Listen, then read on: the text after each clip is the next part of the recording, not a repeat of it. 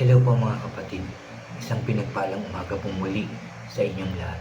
Ito na naman po ako para mag-share na naman ng aking devotion ngayong araw na to, ngayong umagang ito. Pero tayo po muna ay mananalangin para samahan ulit tayo ng ating Diyos, gabayan tayo sa ating pag-aaral ng kanyang mga salita. Magsiyo po tayo. Yes, O God, aming Diyos na makapangyarihan sa lahat, aming Ama na nasa langit.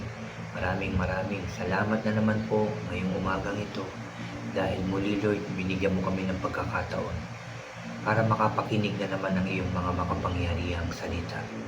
Muli mo po kaming samahan, turuan, gabayan at proteksyonan o God upang maging maayos ang aming pag-aaral na to Lord God. Walang maging sagabal po o distraction sa aming pag-aaral na to. Lord, samahan mo rin po ako, turuan at gabayan upang ang aking mga sasabihin ay puro salita mo lamang. Maraming salamat Ama. Muli namin kiniklaim na narito ka sa aming kalagitnaan. Salamat po, salamat po. Muli ka namin pinupuri, pinasasalamatan, sinasamba ka namin sa matamis at makapangyarihan pangalan ng aming Panginoong Hesus. Lahat tayo ay magsabi ng Amen and Amen. At ito po ang aking channel.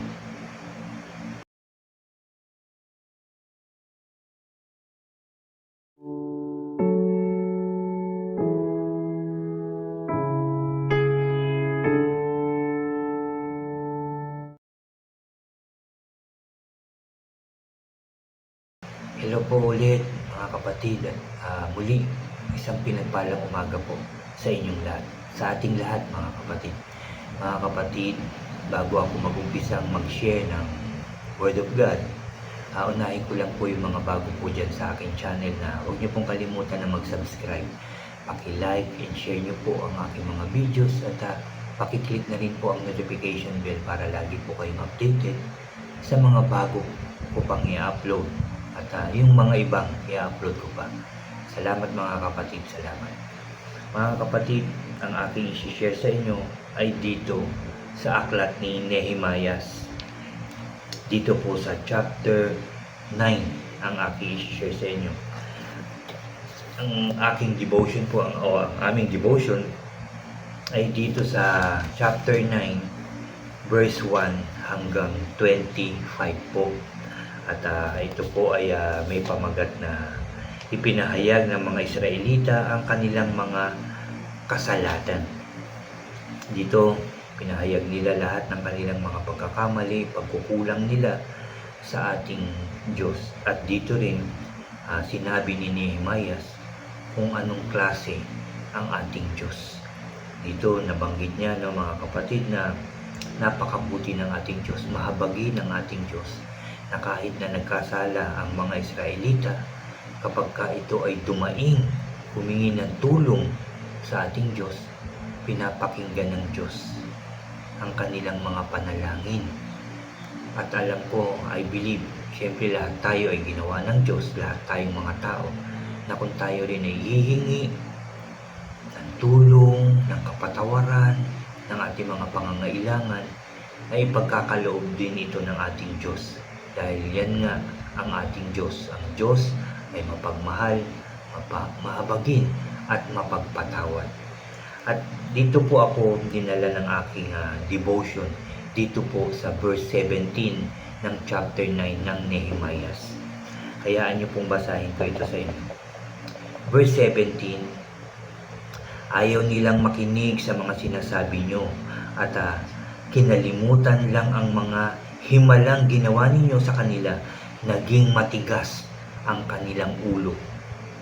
At sabi dito, at sumalungat sila sa iyong pamamaraan sa pamamagitan ng pagpili ng pinuno na magdadala sa kanila pabalik sa, sabi dito, pagkaalipin sa Ehipto. Ngunit kayo ay mapagpatawad na Diyos, mahabagin, maalalahanin, hindi madaling magalit at mapagmahal, kaya hindi niyo po sila pinabayaan. Salamat sa salita ng ating Diyos. Salamat. Narinig niyo mga kapatid, kahit na ganun, sumalungat, tumalikod, matigas ang ulo. Pero sabi nga dito, ngunit kayo ay mapagpatawad na Diyos, mahabagin, maalalahanin, hindi madaling magalit at mapagmahal, kaya hindi nyo sila pinabayaan. Diba po, no? Kahit anong nagawa, kung mababasa talaga natin ng maayos ang Biblia, no, kagaya rin natin na madalas ding magkasala, magkulang, tumalikod sa Diyos, sumamba sa mga Diyos-Diyosan. Yan din yung mga ginagawa nila noon at ginagawa pa rin natin ngayon sa panahon na to, mga kapatid. Pero dito sinabi ni Nehemias na mapagmahal ang Diyos, mahabagin, mapagpatawad ang Diyos kung tayo ay lalapit sa Kanya. Galing sa puso na paglapit sa Kanya. Alam ko, papakinggan niya tayo, patatawarin niya tayo, tutulungan niya tayo, aayusin niya yung ating buhay. Ulitin ko lang, no? Sa kabila ng napakaraming pagkukulang, pagkakamali ng mga Israelita, pagtalikod at pagsamba sa mga Diyos-Diyosan, kapag sila ay lumapit sa Diyos, pinapakinggan sila, tinutulungan sila, inilalayo sila sa kapahamakan at lalong-lalo na ipinagtatanggol sila sa mga kalaban. Ganon din tayo, mga kapatid. Ganon din tayo. Dahil ang Diyos, ganon pa rin, hindi nagbabago. Kung ano siya noon, nang likhain niya ang langit at lupa, hanggang ngayon, yun pa rin siya. Ang mga tao lang ang nagbabago. Pag malungkot, nagpipray.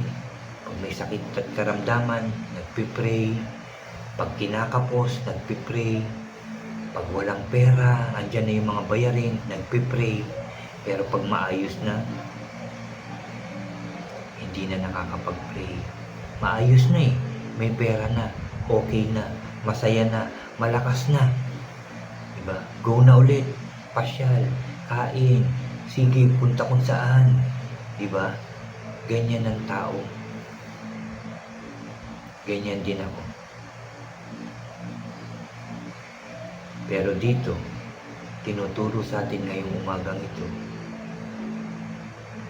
na huwag na tayong pasaway o maging matigas ang ulo. Hindi porke sinabi sa aklat, sa salita ng Diyos na maraming pagkakamali, pagkukulang, pagkakasala, pag humingi ng tawad, papakinggan ng Diyos, tutulungan. Yun na lang ba lagi ang gagawin natin? Siyempre hindi na. Gagawa na tayo ng kabutihan.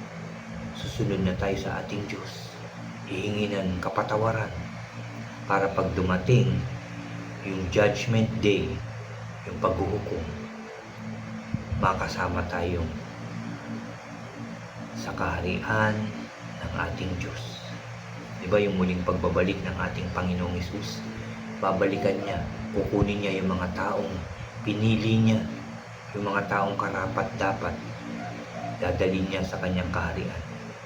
Siyempre lahat tayo gusto natin yun, na makarating tayo sa kaharian ng ating Diyos, na makasama natin ang ating Diyos, ang Panginoong Hesus, na nandun na nakatingin sa atin ngayon. I pray na ang lahat ng ating naririnig, nababasa sa salita ng ating Diyos ay maisa puso, maisa buhay nating lahat, magawa natin, matupad natin. At ito rin ay i-share natin sa ating mga mahal sa buhay, sa ibang tao, para sila rin ay makakilala ng lubusan sa Diyos at sila rin ay makarating sa langit, doon sa kaharian ng ating Diyos, sa kaharian ng ating Panginoong Jesus. Mga kapatid, huwag nang maging matigas ang ulo natin. Magmahalan tayo, magpatawad at magpakumbaba. Magkaisa tayo, sama-samang manalangin, sama-samang magbasa ng Bible, at sama-sama rin natin itong sundin. Mag-obey tayo sa ating Diyos. Yan po ang sinasabi ng Diyos sa atin ngayong umagang ito. Kayo rin, basahin nyo rin po ang aking devotion, no? Itong Nehemiah chapter 9, verse 1 hanggang 25 po. Sabihin nyo rin po, share nyo rin po kung anong revelation sa inyo ng Diyos, kung ano ang sinasabi sa inyo ng Diyos. Sa akin, sinasabi niya, itong shinare ko nga, na huwag nang maging matigas ang ulo. At sinasabi rin niya na kahit matigas ang ulo, humingi ka lang ng tawad, ng totoo na galing sa puso mo, patatawarin ka ng Diyos. Pero kung magpapatuloy tayo sa ating kasalanan, na hindi humihingi ng kapatawaran, hindi tayo mapapatawad. Humingi tayo ng gabay, ng protection sa ating Diyos upang makasunod tayo sa Kanya. Salamat sa salita ng ating Diyos na ating napakinggan na naman ngayong umaga ito. Dahil gusto ni Lord, araw-araw tayo niyang nakakausap. Gusto ng Diyos na lagi natin malaman, marinig yung mga gusto niyang sabihin, yung mga inuutos niya sa atin, yung mga promises niya sa atin. Gustong-gusto niya na ito'y ating malaman, mabasa araw-araw. Salamat muli sa ating Diyos dahil alam ko, totoo na mapagmahal ang Diyos. Amen and amen. Muli tayong mananalangin mga kapatid. Kayo din, manalangin din kayo. Dahil I believe na narito ang Diyos at nakikinig siya sa atin ngayon. Magsiyo po tayo. Yes, O Lord, Father God in heaven, aming Diyos na makapangyarihan sa lahat, aming Diyos na banal, aming Diyos na mapagmahal, aming Diyos na mapagpatawad. Salamat sa umagang ito dahil muli mo kaming kinausap, muli mo kaming inuutusan na huwag nang maging matigas ang ulo, na huwag na kaming gumawa ng kasalanan. Inuutusan mo kami, Lord, na kami ay magmahalan, magpatawad, magpakumbaba. Dahil yan ang gusto mo sa bawat tao. Dahil ikaw ay mapagmahal. Lord, maraming salamat.